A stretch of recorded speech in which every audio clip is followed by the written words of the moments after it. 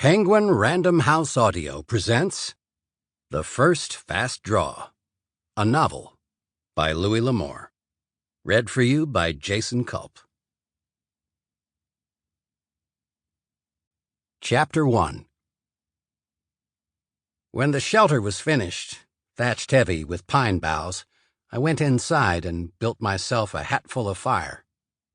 It was a cold, wet, miserable time, and nowhere around any roof for me, although here I was, back in my own country. Hungry I was, and soaked to the hide from a fall my mule had taken in the swamp, but I kept my fire small, for I'd come home by the back trails, figuring to attract no notice until I could look around and take stock. They'd given me nothing here in the old days, and I'd given them a sight less, and the only memory they would have of me would be one of violence and anger. Yet hereabouts was all I had ever known of home, or was likely to know. The woods dripped with rain. Sometimes a big drop would fall from the thatch overhead and hiss in the fire. But other than that, and the soft fall of rain in the twilight forest, there was no sound, not at first. When a sound did come, it was faint. But it was not a sound of the forest, nor of the rain, nor of any wild animal or bird, for these were sounds I knew and had known since childhood. It was a rider coming, maybe two, and nobody I wanted to see, but that was why I'd put together my lean-to back over the knoll and hid down deep among the rain-wet trees. This was a rider coming, and I could only hope the rain had left no trail they could find, for if trouble was to come to me here, I wanted it to wait, at least until I had walked the old path to the well again and seen where Pa was buried. Standing there like that, with the rain dripping down, me in my shabby homespun, wore-out clothes, I tried to figure if there was anybody hereabouts beyond a few caddos whom I could call friend. I couldn't think of anybody. For a long time, then, there was no other sound but the rain, the whisper of rain falling among the leaves, and a far-off stirring of wind. And then I heard that sound again. Behind me, the raw-boned mule lifted his head and pricked his ears against the sound, so it wasn't only me heard the sound. No matter. The buckskin mule was gaunted some, and it would be a few days of rest he'd need before I could move on anyway. And maybe I just wasn't feeling right to move at all. Maybe I had come home to stay, whether they liked it or not. Rising, I could just see across the top of the knoll in the forest, and the place I'd chosen to camp commanded a view of the trail at intervals along its course through the swamp woods. When at last they came in sight, there were two riders, and they rode as tired men ride, and there was that about them that was somehow familiar. Maybe it was only that they were mighty near as shabby as me, unkempt and lonely as me. Two riders walking their horses, two riders hunting something. That something could be me.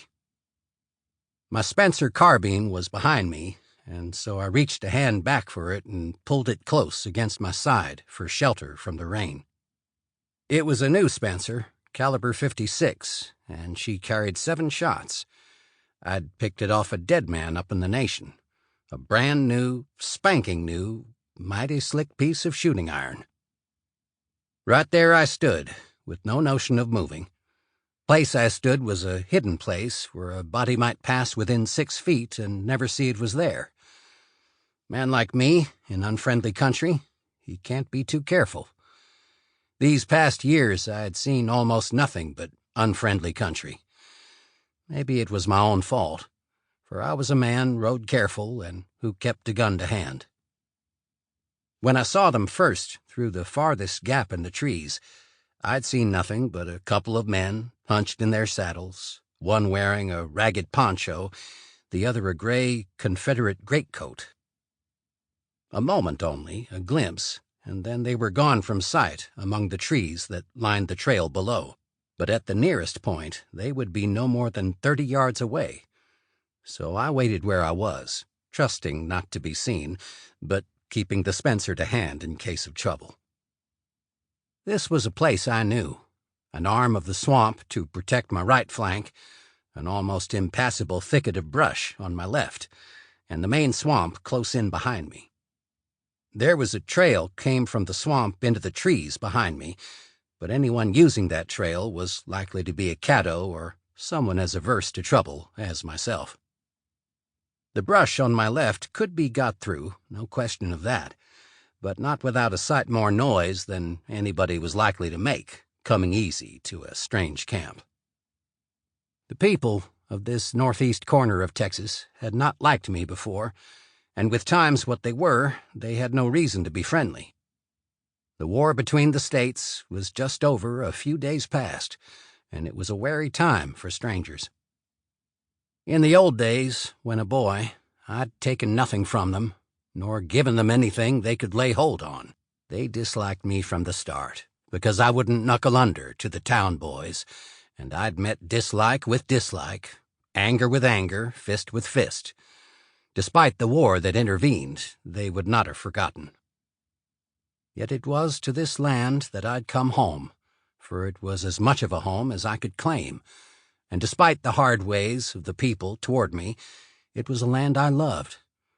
From the deep silences of the forgotten swamp lagoons to the stillness of the fields at evening, with the mist of night laying low along the fences, it was a place that belonged to me. There was a feel of things growing here, of a rich, dark soil bursting with eagerness to grow beneath my feet. Those riders came along. There was something seemed familiar about them, but this corner of Texas had been a bloody country, filled with black angers and feuding families, and now, to the old hatreds, there would be added the feeling left by the war, just now ended. It was no country for a man to step out and go hailing strangers, least of all for me. My tiny fire was over the top of the knoll from them and behind a great dead log, the side of the log serving as a reflector to throw heat back into the lean-to. It was snug and tight, and should have been, for I'd lived most of my life like this, and it was most 2 years since I'd slept beneath a roof of any decent kind. What little smoke the fire gave off lost itself among the leaves overhead, yet a knowing man with a keen nose might catch a whiff if the wind was right. They drew up in the trail below, in plain sight and an easy shot for my rifle, and they talked there, and one of their voices had an old familiar ring.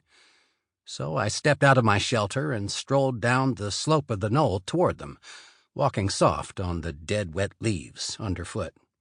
The carbine was in my right hand, and in my belt was a dragoon Colt within easy grasping. "Bob Lee," I said aloud, and no louder than needed. They turned sharp around, but it was to the more slender of the two whom I spoke. He looked at me, measuring me, then making up his mind. What he was seeing wasn't much. A battered black slouch hat, a shabby buckskin jacket, squaw-made by a Ute west of the big mountains, with cabin-spun shirt and pants, mighty worn. My boots were army issue, and the man in them, a lean, dark young man, standing 2 inches more than 6 feet in his socks, and weighing nigh 200 pounds, but with the face of a man who had known much trouble and little of softness or loving, the face of a man born to struggle and the hard ways. "Cullen, is it? Damn it, man, it's been years." 3. "I'd have guessed it longer. Bill Longley, meet Cullen Baker. Such a man as we need right now in this country." "I'll take no man's word for that," I said. "They'd no use for me before." "You were a hard lad, Cullen, and once the trouble began, you believed we were all against you, all over the 5 counties. "Coffee yonder." I turned away, walking back up the knoll, not wanting them to see how it moved me, the friendly way of them to a man just back in his own country, but where he'd expected nothing. Bob Lee was a gentleman, a man of some book learning, a thin-faced man and proud. Sample complete. Ready to continue?